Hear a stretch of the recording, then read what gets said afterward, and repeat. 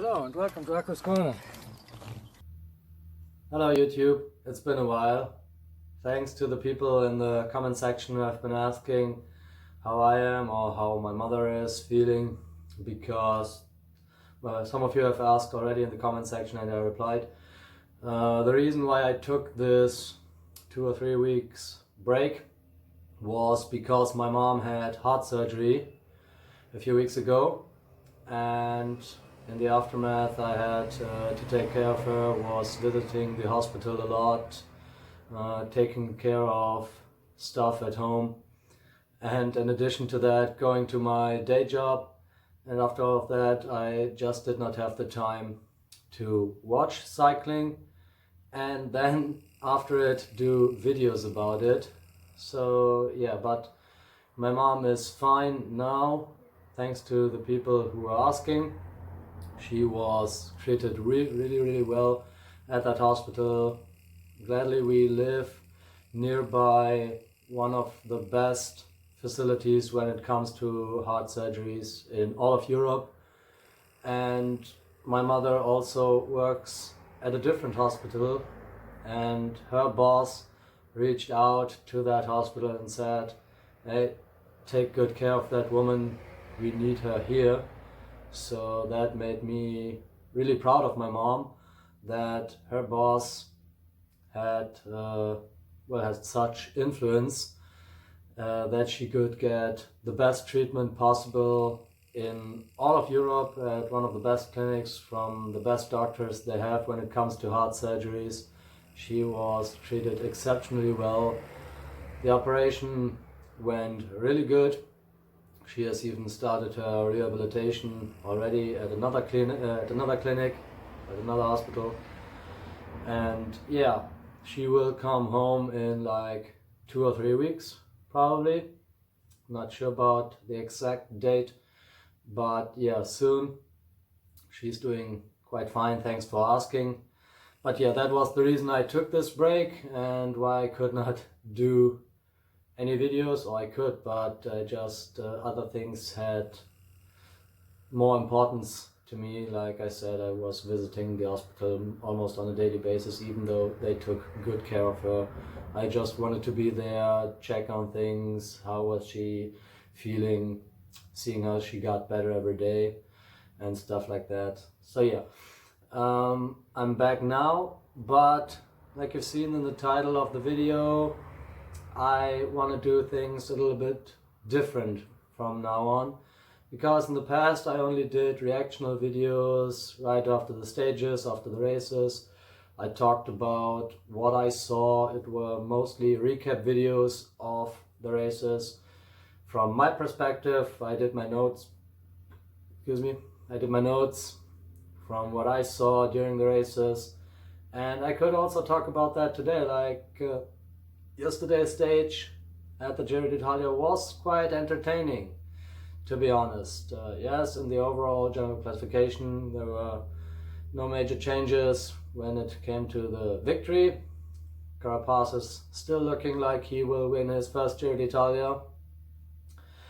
But I could also talk about other things regarding that stage. I could also talk about the incident we had with Miguel Angel Lopez, who slapped a fan after he was pushed off his bike. We could do an entire video about that. But I decided on another topic, and that is the contract extension of Julian Alaphilippe, which came through yesterday. And the reason I want to talk about that and not the stage or the Giro d'Italia in general is because, well, I work in shifts in my other job, or in my day job at the moment, and watching cycling and doing videos about it right after it is no problem if I have the night shift or the early shift in the morning. Because if I have the night shift, then, well, I work at night, sleep in the morning, and then can watch cycling races in the afternoon, do videos about it in the evening, and go to sleep again. And when I have the morning shift, I will work in the morning, come home, watch cycling, do a video about it, and go to sleep. So no problem when it's night shift or early shift. But if I have the late shift, I will start working in the afternoon when the cycling races are. And then I come home at night at, what is it, around 12 o'clock I could start watching, re-watching the races. 12 o'clock at night, I'm ready after taking a shower. Then I would watch the races, and if I'm finished with that, I would have to do a video in the morning, and that's just too late to talk about cycling if it comes to instant reaction videos like that. So I figured if I can only do these kind of reaction videos in 2 out of 3 weeks, that's not really helping anybody, especially like now if you have the Giro d'Italia, a race which is 3 weeks long, or just any race. If I have to work every 3 weeks in the late shift, and every three weeks I can't cover the races or not in a timely manner, then that's not going to work. But a thing like this contract extension, I can talk about it instantly, I can talk about it a day later or whatnot. So I figured I want to talk about more cycling in general. I don't want to only cover the races, I don't want to do only recap videos. I just want to give my spin on all things cycling related. Be it news on doping cases, being stuff like transfer mechanics like we had now, all that kind of stuff. I want to talk about all things cycling related, not only race reactions in the future, and probably some other sports also, because I'm very much into football, the American version, not the European version, or soccer. I'm not as much of a fan of that anymore. I was a big soccer fan. I was hugely into that. There were even times when I was watching on Saturdays and Sundays like 12 hours each day, only soccer. You could do that on Sundays with La Liga, where you would watch the first game at 11 or 12 in the morning, or noon, whatever you want to call it, and then straight up 10 hours, 12 hours, every 2 hours there was a match, and I would watch all of them. Spanish football all day. But last year or so in the fall, I don't know what it was, but I lost interest for that sport, took a break. I haven't watched a full 90 minutes game since last fall. Not even the Champions League final or so. It's that was on the weekend, yesterday evening.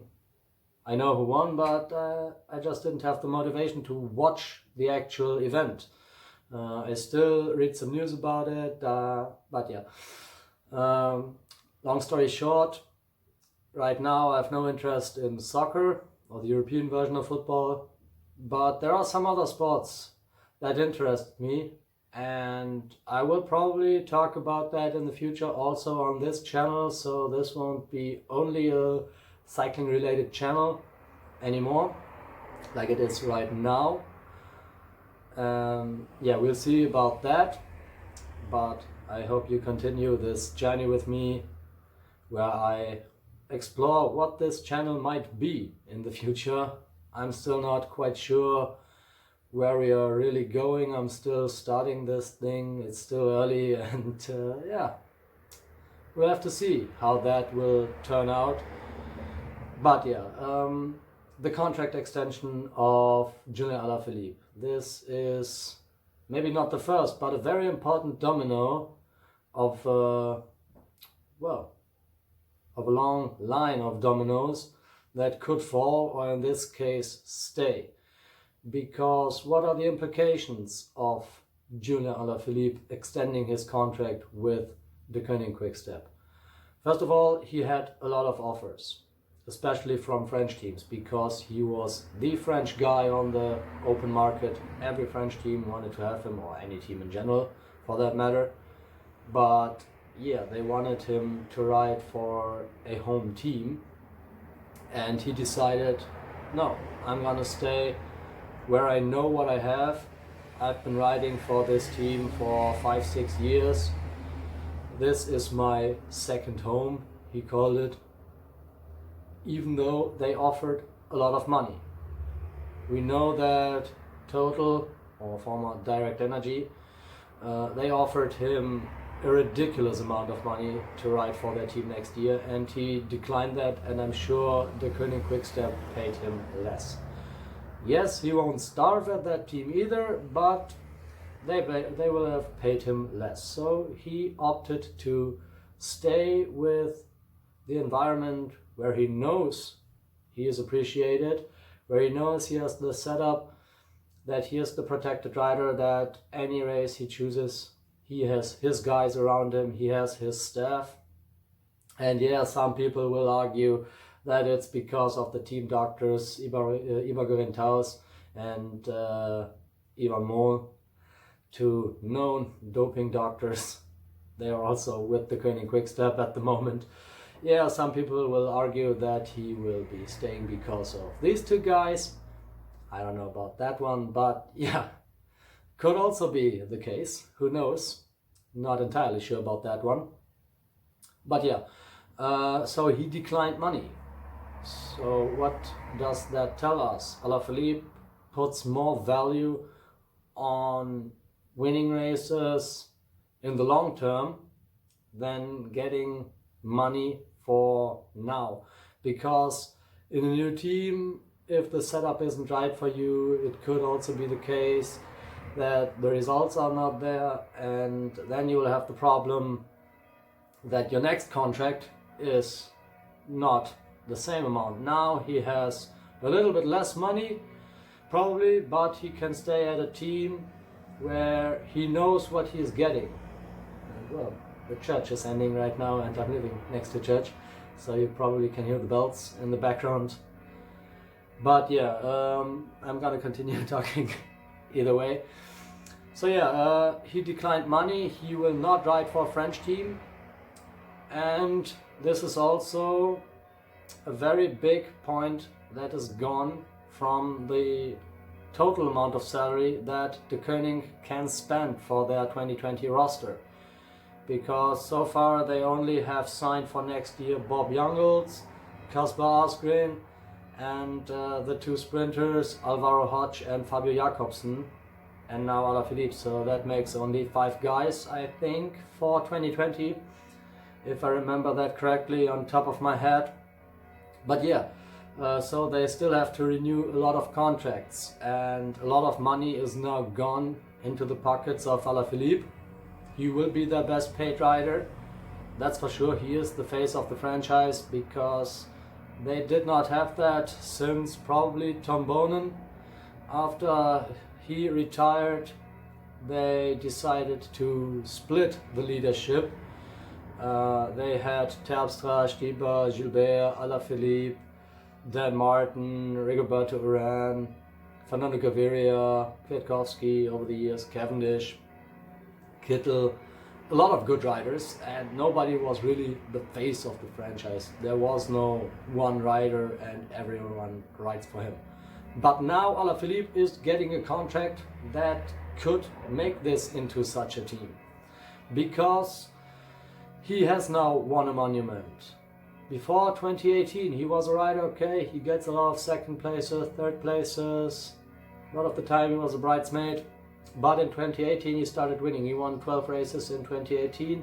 Now in 2019 he has already won 9 races, and it's only half of the season done.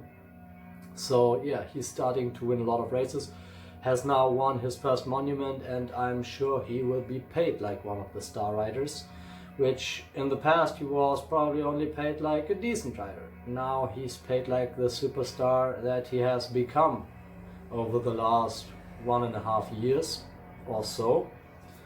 And so yeah, Alaphilippe will get a lot of money, and now money is tight for other riders. So who will be gone? from this team. I think Gilbert is staying because this year already they stated he has a very low base salary. He doesn't cost them much. He only wants high incentives if he is winning monuments. Like when he signed 3 years ago with the team, he did not cost much. He just said, okay, I want a few millions if I win the remaining monuments. And yeah, he did. He won Ronde van Vlaanderen, got his money. He won Paris-Roubaix, got his money now. And I'm sure he will extend for another 1 or 2 years and will once again get a low base salary and a high incentive to win Milano-Sanremo, the last missing monument in his career. He will probably get another 1 or 2 million if he gets that, just for that one race. But other than that, they won't have to pay him much if he doesn't get it. And this is probably the hardest one to get for Gilbert, but he will gladly take that contract because it gives him motivation for that one race, for that one goal of his season. We all know that in 2020, Philippe Gilbert will attack at some point during Sanremo. That's just true. 100% he will attack. I thought it would happen this year, but he won actually Paris-Roubaix this year. So we can be 100% sure that he will attack in 2020 at some point during that race.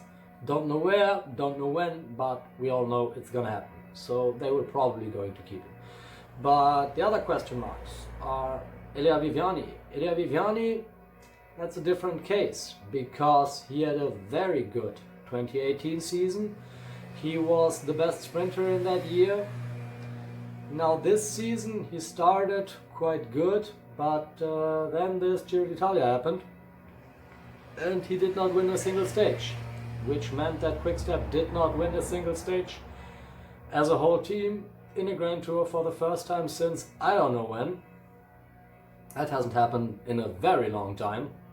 They won at least one stage for a long time.